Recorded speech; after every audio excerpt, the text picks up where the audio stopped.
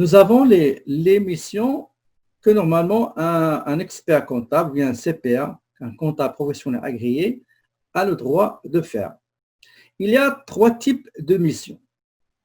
OK? Il y a la mission de vérification, ou bien d'audit. Elle est là, la première. Il y a la mission d'examen. Il y a la mission de compilation. Qu'est-ce que ça veut dire chacune de ces 3 missions? La première, la mission d'audit ou bien de la vérification,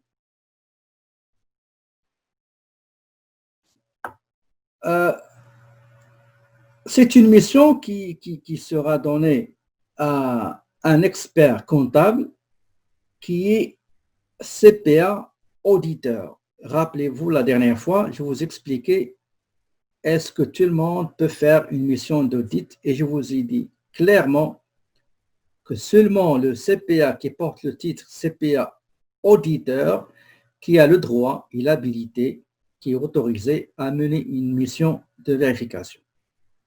OK? Les autres CPA qui n'ont pas le titre de CPA auditeur, ils ont juste CPA, parfois on les appelle CPA entreprise, ils ont le droit juste de faire les 2 autres missions qui est la mission d'examen et la mission de compilation.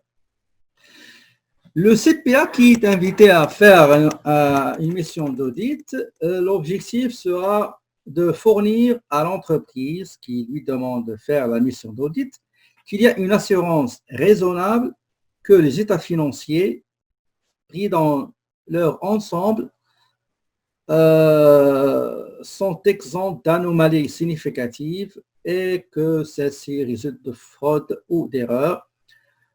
C'est-à-dire, il va donner une opinion sur les états financiers. Est-ce qu'elle représente sincèrement l'image fidèle de la situation financière, de la performance financière de l'entreprise, ainsi que les flux de trésorerie, etc.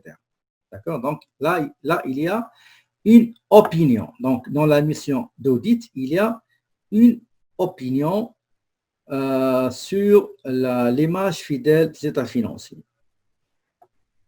La mission d'examen.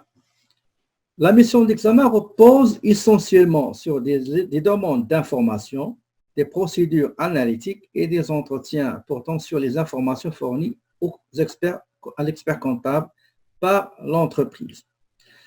L'objectif de la mission d'examen, c'est de déterminer si les informations devant faire l'objet du rapport d'examen sont plausibles compte tenu de critères appropriés dans ce contexte. L'adjectif plausible est employé dans le sens de ce qui semble digne de foi. Mais dans la mission d'audit, l'auditeur, il va faire beaucoup d'investigations, va faire des sondages, il va dire est-ce qu'il y a le contrôle interne, est-ce qu'il est fiable, non fiable, etc., etc. Mais dans la mission d'examen, ben oui, il ne va pas chercher beaucoup d'informations, c'est juste des informations qu'il considère qu'ils sont faites de bonne foi et qui vont lui permettre, bien sûr, d'accomplir sa mission d'examen. Par contre, la mission de compilation, ça veut dire vous êtes une entreprise et moi, je suis un expert comptable, un CPA, ben, vous désirez faire une mission de compilation, ça veut dire quoi? Ça veut dire que vous allez me donner tous les éléments pour constituer les états financiers et je ne vais pas chercher est-ce que c'est vrai ou c'est pas vrai, est-ce que c'est plausible ou non pas plausible. Regardez ici, on dit la compilation consiste à compiler les états financiers d'une entité à partir des informations dont elle dispose sans fournir une quelconque forme d'assurance à l'égard de ces états. Okay? Donc, c'est ce qu'on appelle avis au lecteur. Est-ce qu'il y a des questions, s'il vous plaît?